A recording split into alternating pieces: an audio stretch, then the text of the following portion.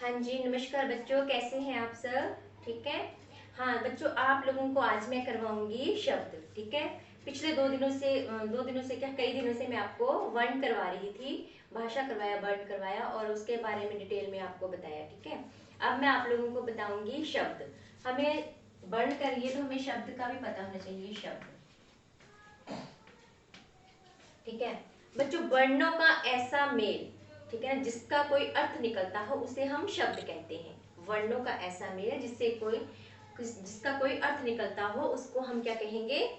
उसको हम शब्द कहेंगे। ठीक है। जैसे कि घोड़ा।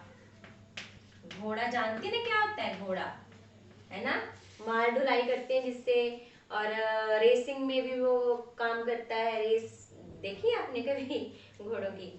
तो आपने इधर कई घोड़े देखे होंगे। ठीक है।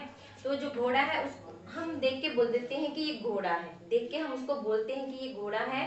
तो घोड़ों का देखो, घोड़ों का हम कैसे शब्दों का कैसे ये आपस में शब्द जोड़ेंगे? घ हलंत प्लस ओ, ओ की मात्रा प्लस ड प्लस आ। बच्चों देखो ये वर्ण कैसे आपस में मिले। ये स्वर, स्वर है ना, आपको पता है ना, स्वर स्वर और व्यंजन आपस में मिलकर, ठीक है ना, ये क्या बना रहे हैं? एक शब्द का शब्द बना रहे हैं। ठीक है। तो ये बन गया शब्द। तो मतलब कि हम इसे जानते हैं कि ये घोड़ा, और शब्द ऐसा होना चाहिए जिसका कुछ अर्थ भी निकलता हो, ऐसा नहीं कि उसका अर्थ ना निकले। ठीक है। नेक्स्ट है, अगर नेक्स्ट और कुछ बनाते हैं, जैसे पेड़। पेड़ को देख लो, पेड़ है ना, पेड़ प प्लस ए की मात्रा प्लस ड़ प्लस क्यों? जब हम ड़ बोलते हैं तो पीछे कौन सी आवाज आती है? की आवाज आती है ना। तो उसी ढंग से ये क्या बन गया? हम इसको पेड़, पेड़ हमें पता है कि ये पेड़ है ना। अच्छा, हम कुछ ऐसे शब्द जैसे हम बोल देते हैं, जैसे हम बाय, है ना, मतलब कि ये आपको मैं बाद में नृत्यक में बताऊंगी। आगे नेक्स्ट, चलो आपको ये तो पता चल गया है कि शब्द क्या होते हैं। आपसी मेल को हम, ठीक है ना, वर्णों के आपसी मेल का जिसका कोई अर्थ निकलता हो उसे हम शब्द कहते हैं। आगे है बच्चों,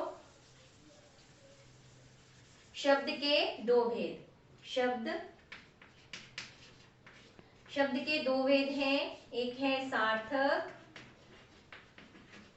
और एक है निर्थक। निर्थक, निर्थक शब्द। सार्थक शब्द वो होते हैं जिनका कुछ अर्थ निकलता है। सीधी सी भाषा में हम बोलेंगे, सार्थक शब्द वो होते हैं जिसका कुछ अर्थ निकलता है। ठीक है ना। जैसे अभी मैंने आपको बताया, पेड़, है ना, हाथी, घोड़ा, भवन, महल, है ना, ऐसे शब्द, इनका अर्थ निकल रहा है कुछ। ठीक है।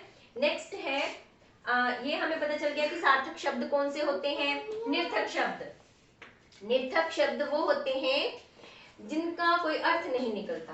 ठीक है ना। और हम उनको कैसे लिखते हैं जिनका कोई अर्थ नहीं निकलता? जैसे हम बोलते हैं ना, चाय वाय, ऐसे बोलते हैं ना, भाई आओ बैठो चाय वाय पी के जाओ, है ना। फिर हम बोलते हैं, ऐसे बोलते हैं, चाय वाय पी के। अब चाय का अर्थ तो निकलता है, परंतु वाय का अर्थ क्या है? इसका कुछ अर्थ नहीं है। ठीक है ना, ये निरर्थक है। ठीक है।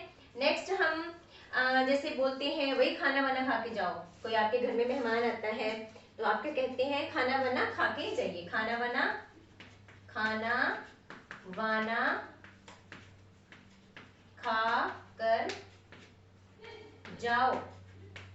ठीक है। अच्छा बच्चों, खाना बना, खाना तो हो गया, ठीक है, ये इसका भी अर्थ निकलता है, खा कर जाओ, है ना, इनका अर्थ निकलता है, बट वाना का अर्थ नहीं निकलता। ठीक है ना, इसलिए ये क्या है? निरर्थक शब्द। मैं आपको ये समझाना चाहती थी निर्थक और सार्थक शब्द में क्या अंतर है। तो निर्थक और सार्थक शब्द में यही अंतर है। सार्थक शब्द को हम पहचान जाते हैं, ठीक है ना, कि वो उसका कुछ अर्थ निकलता है, और निर्थक शब्द का कोई अर्थ नहीं निकलता। हमेशा ही हम सार्थक शब्दों के साथ निरर्थक शब्दों का इस्तेमाल करते हैं। ठीक है ना। हम सार्थक शब्दों के साथ निरर्थक शब्दों का इस्तेमाल करते हैं, परंतु जब हम शुद्ध हिंदी लिखते हैं, ठीक है, जब हम शुद्ध हिंदी लिखते हैं तब हम निरर्थक शब्दों का प्रयोग नहीं करते। ये हमेशा ध्यान रखना आप लोगों ने, ठीक है। तो आज का टॉपिक सिर्फ इतना। मैं आपको व्हाट्सएप कॉपी भी कर दूंगी, ठीक है, परंतु आपने ये है कि आप लोगों ने इसको सुनना है, मैंने क्या बोला है, निरर्थक शब्द और सार्थक शब्द क्या है, ठीक है। आज सिर्फ इतना, ठीक है बच्चों, घर में रहना, घर से बाहर नहीं निकलना, ठीक है। नमस्कार।